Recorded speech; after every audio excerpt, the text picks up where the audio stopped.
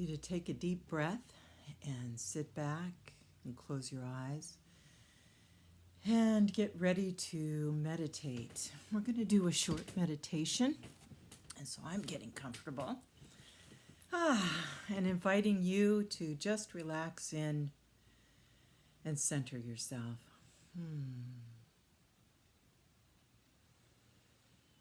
So let's take in a few deep breaths down into our body to center in and to become fully present in this now moment.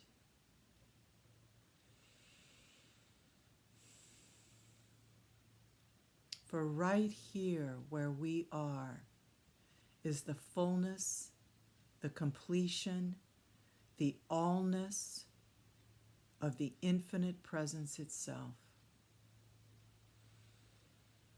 So I invite you to breathe that in and contemplate that for a moment, that right where you are, the center of you, the center of your awareness, is also the center of all life. It is one with that infinite source.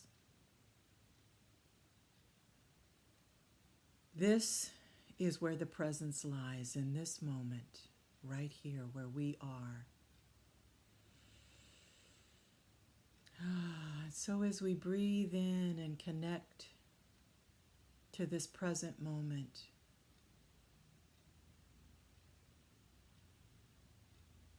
I invite you to feel all your feelings. Check in. How are you feeling right now?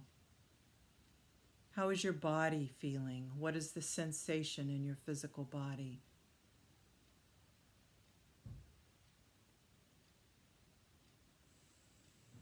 And how is your mind feeling? Are your thoughts jumping all around? Are they up and down? Is there a nervous energy running through you? Just take note and become aware.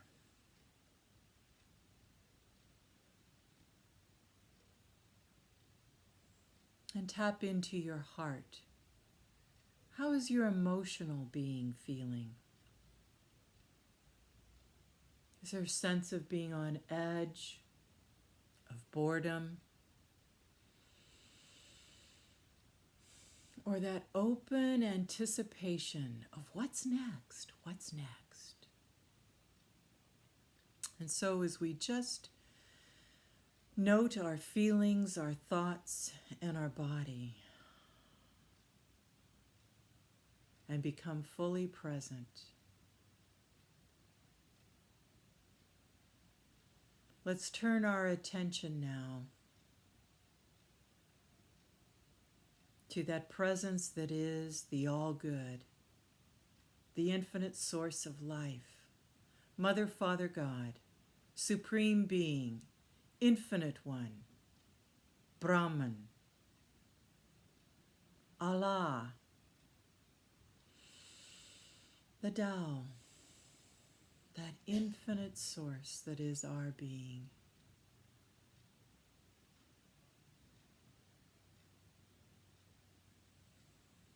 And we invite ourselves to open in to not knowing, to being beyond thought, to allowing this infinite source to inform us beyond thinking, beyond feeling, into a state of pure awareness and beingness itself.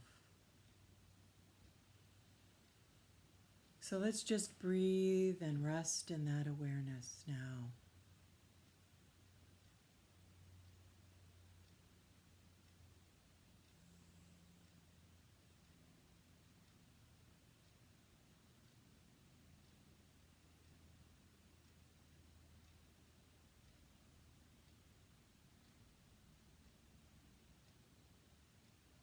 Right where we are is the fullness, the completeness, the wholeness of that infinite source.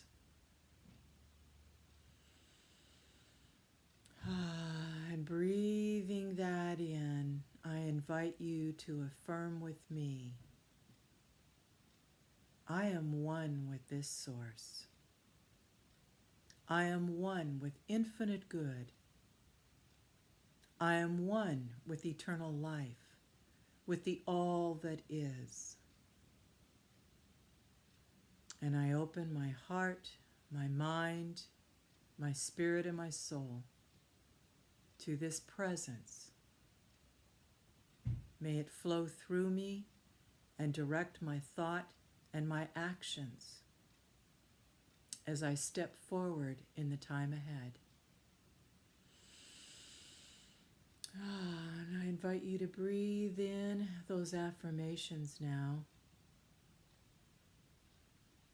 as we let go of this meditation and come back into our outer personalities. I invite you to open your eyes and be present here in this moment. This is Memorial Day weekend, and I'm doing this talk for Unity of Yakima, and it's exciting times. These are unprecedented times, as we all know, but it's also exciting times for Unity of Yakima. You have had a call out into the world for a new minister for a number of years now, and that call has been answered. So this is a very powerful time for the community, and I stand with you in joy and praise and thanksgiving of the welcoming of your new minister, Reverend Ron. So welcome, Reverend Ron. We're very excited to have you come forward and lead this community, and I know that you've been chosen out of the Spirit's aligning you and what you have to offer with this community's call. And so I welcome you and recognize that great and bold spirit that you are. And so let's take that in. Because as we move into this weekend, and we do memorialize, we do remember, we do think of and recall all those who have given and sacrificed and paved the way for us in our lives right now to enjoy the freedom and the health and the well-being, the prosperity that we all enjoy. And so we have at this weekend a time for remembering and praising and honoring and giving thanks for all of that. And so I'm going to invite you this morning to tap into that. And let's start first with thinking about all those things that were present in the world before this pandemic that may be very altered and changed in the world in the future. And let's think of those things now with praise and thanksgiving. I'm thinking of the frequent air travel I used to do. And I'm thinking of the vacations I went on that required long distance travel on airplanes. That's probably not going to happen for a while. And so I am recognizing that the pathway that we've been on as a humankind, as we've journeyed on this pathway towards wherever our evolution is leading us, and we in the spiritual communities believe that it's leading us to greater and greater liberation, greater and greater opportunities for awakening to the divinity that's already within us. And at this time, the world has taken a turn. It's come to a stop. And that stop is allowing us this weekend to give thanks for and remember much of the world that has passed away now, that is now no longer with us. And so I'm going to invite you to think about those things like I just did with air travel. There's probably several things that you're thinking of that may be very altered in the future. And church services are one of them. The fact that we're doing church just like this online, and I don't get to see your faces while I'm talking, that's new. This is a new way of being in the world. But I'm giving thanks for those wonderful church services I've been to and all those times when we got together in praise and worship and joy, in sharing our stories and our hope, and in sharing our strength, in sharing all of those tools that worked for us, and in getting to support each other in all the ways that we felt we fell down, or we didn't quite do it right, or things weren't working out for us, and we really needed the assistance and the support and the appreciation of others. I'm giving thanks for that right now, that I've had 40 years of living in the church world and getting to be part of community, up front, close and personal in all its forms. I'm very grateful for that today, and I'm recognizing that it may be changed in the future. And I'm claiming and affirming it's changed for the better. That there are great things that come out of this pause, out of this time, that are beyond anything we could have imagined. There is something so vital for us that's coming next.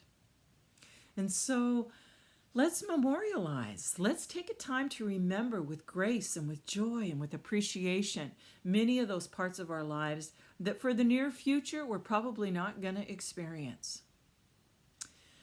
So for many of us, that means we're staying home a lot. Even if we're staying home with a sense of concern, not necessarily fear, but concern for vulnerable folks that we know that we might infect possibly with this illness. Or possibly we're one of the vulnerable ones, and so we're staying home. And so there's a whole bunch of life that is no longer present in our day-to-day world if we've been staying home because we're one of the vulnerable ones. Or if we've stayed home because we've become sick and we're afraid of infecting other people, for heaven's sakes. It's also true. I just talked with somebody today who's had the COVID-19 and has now got those weird toes that they get and some kind of neurological effects. And so there's lots of ways our lives are changing and altering as this big shift, this big disruption in the world is happening. And we have the opportunity to take this pause this weekend and give thanks and praise and appreciation for those parts of our lives we deeply loved and enjoyed. And sometimes we're annoyed by and frustrated, but nevertheless, we recognize now they were key to our moving forward and to how our life was going to evolve and to what was going to happen with us and how it was going to happen. So it's time for us to take that pause and look at that. And I'm going to invite you to think of some ways, some of those things that are meaningful to you that are no longer happening in your life. And if you've lost loved ones or you can't be with loved ones right now, there's that loss too. And Memorial Day weekend is recognizing the sacrifices that have been made for our benefit.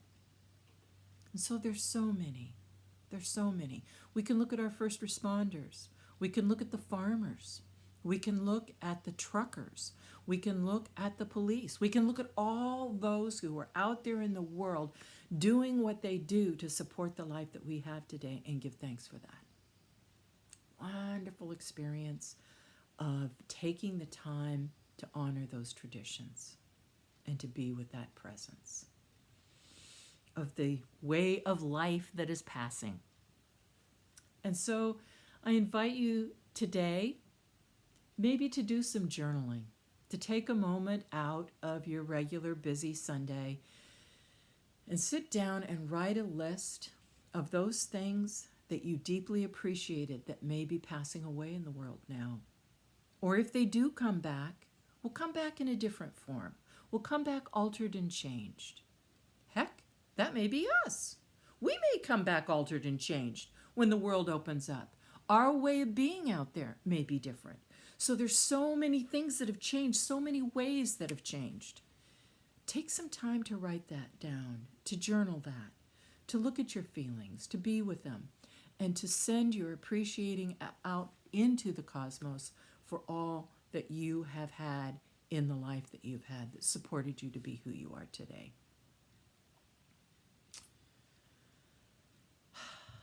You know, I know there are people that don't journal.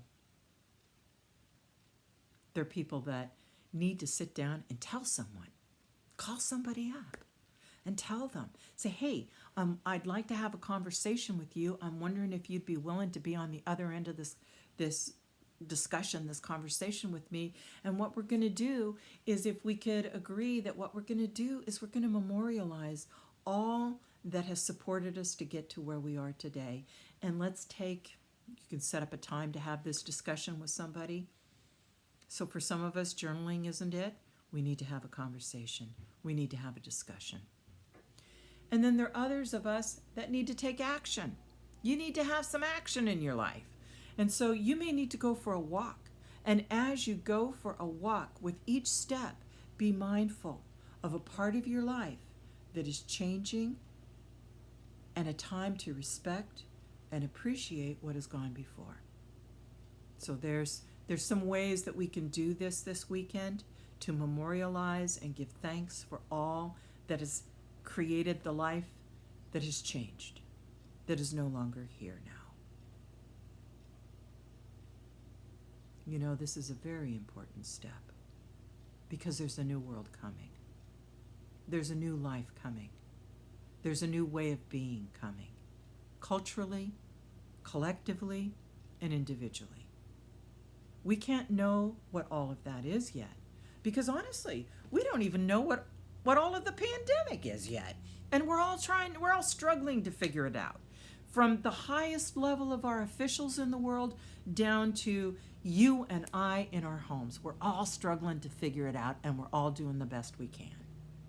And sometimes it's not good enough. And so everybody revises it and moves on. And in our own way, we're doing that with our own life. But we acknowledge that a new world is coming, and a new way of life is coming to us.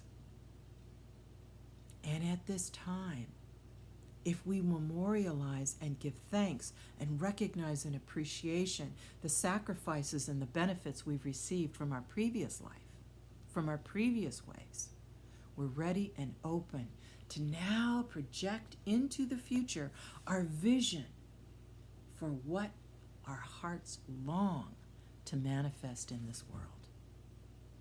What is it that you wish life had been like? How would you like to see the changes and the shape in the world, in our cultural institutions, in our ways of being with each other, in our institutions, in our collective discussion, in the way that we are with each other? What changes would you like to see? And so we have that invitation now to envision a new world, to envision how it could be. And when we do that, we're creating it. So that's the special joy in this pause right now.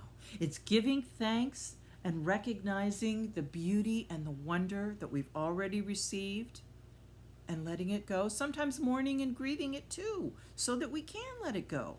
And then on the other hand, opening to our vision for the future we want to create, for the world we long to see, for the joy and the beauty that our hearts are here to gift into life.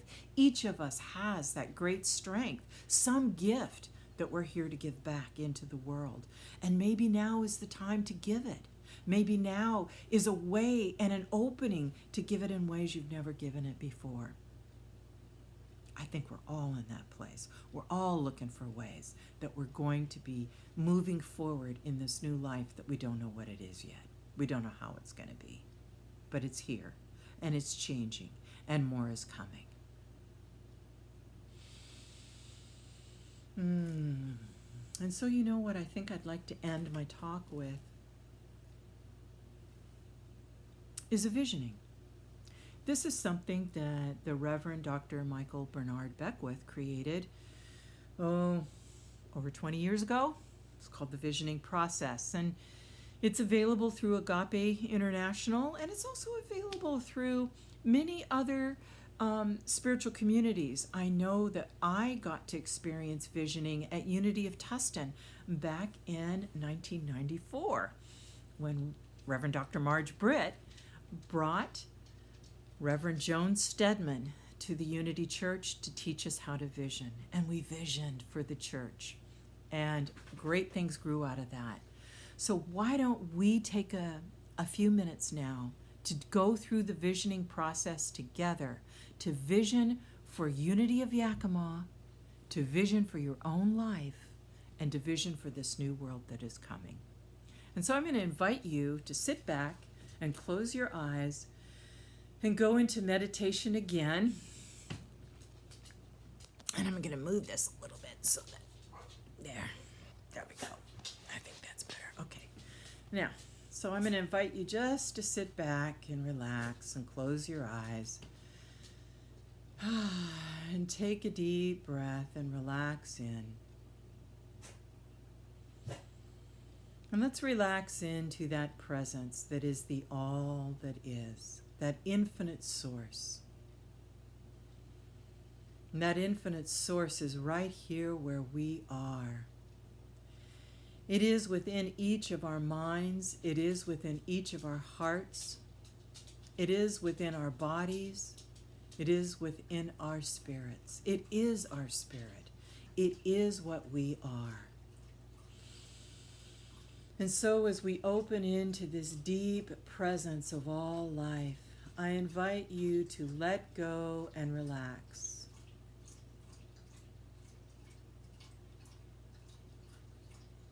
And touch into that presence that is all good. Some call it God.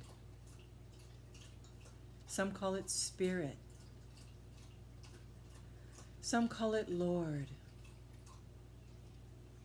Whatever you call it, Mother, Father, God, infinite source, Spirit, life itself.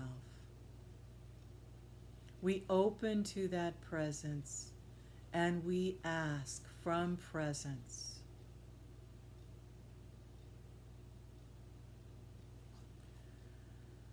What is the highest good that Spirit sees and knows for the unity of Yakima community in its new transformation in this next year? And so we open to receive wisdom, joy, praise, and awareness from this source directly to us, each of us now receiving the download, receiving the impression from Spirit. What is the highest good for unity of Yakima in the coming year?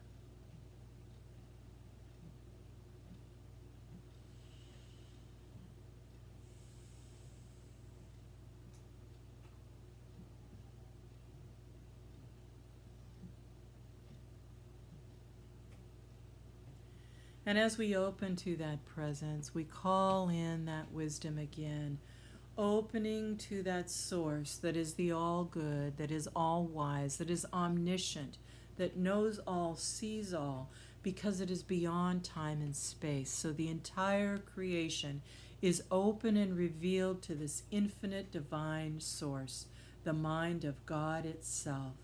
And we ask now for a vision, for a download, for an awareness of what is the highest good in our own life in the coming year. And so I invite you to ask and allow my words to be your words. What is the highest good for me in my life in this coming year?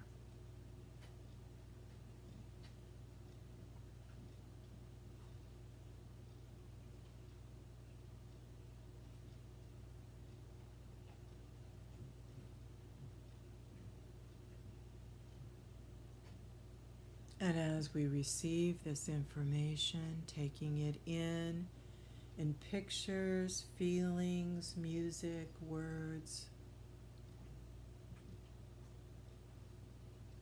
we turn our attention to Spirit again, opening to that infinite source, that divine presence who has created all life, who is the creator of all things, including this pandemic, and for whom all that is happening and conspiring for the greater good always, always, regardless of the action or the implementation. That infinite divine source is always manifesting everything for the highest good of all. And so we ask now, in the world that is coming in this next year, what is the highest good that Source, that Spirit intends for the world today? And we open our hearts and our minds to receive this information.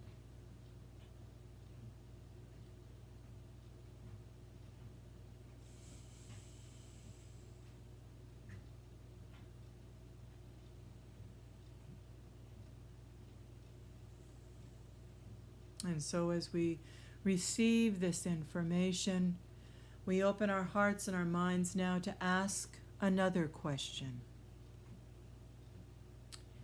Turning the infinite Source's attention again to unity of Yakima, we ask, what must unity of Yakima release, let go of, no longer do, no longer be, no longer feel?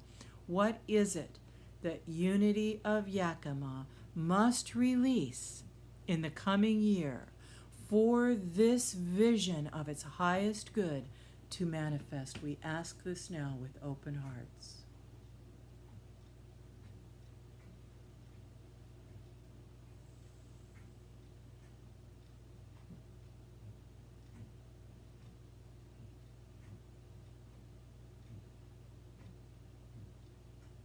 And having received that information, we now ask and open our hearts again to Spirit to receive the information. What must I do? What is it that I must individually do to allow this vision? How must I be? What must I become? What consciousness must I absorb and take on? What must I do, be, to allow this vision of the highest good for my life in the year to come? What must I become to manifest this vision?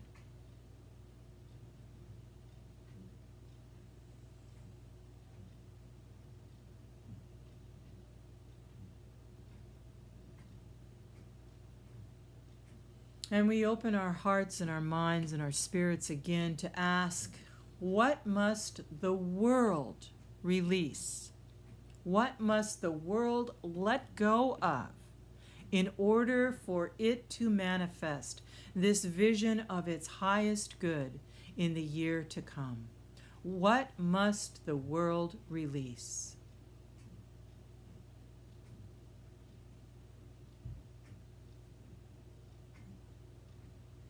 And having received that vision, we now turn within to give thanks for this. And we claim for unity of Yakima that this highest vision does manifest, as all is released that stands in the way of this highest vision coming forward for the community. We see that it is done easily and effortlessly by the vision and goodwill and manifestation of Spirit's vision for this community. And we give thanks to be the receivers of this vision and to see it, to know it, to affirm it, and to claim it. And we also give thanks for the vision of our own lives, for our own highest good, and what we must become and what we must do to manifest this vision in our own lives. And we give thanks for this. We see ourselves embodying it. We allow ourselves to release anything that stands in the way of our becoming the consciousness that's necessary for us to manifest our highest and best in the coming year. And we open to the world, releasing and letting go of whatever stands in the way for this next new world to manifest and for the highest good for all to come forward in the world right now. We open our hearts in praise and thanksgiving, giving thanks for this time, giving thanks even for the arduous, harrowing experience that we're all undergoing at this time. But we're willing because we see the new world coming and we give thanks and praise. And so I invite you to release this time of vision together and to open our hearts in joy and thanksgiving, knowing that all is well. All is well. And so it is. Thank you.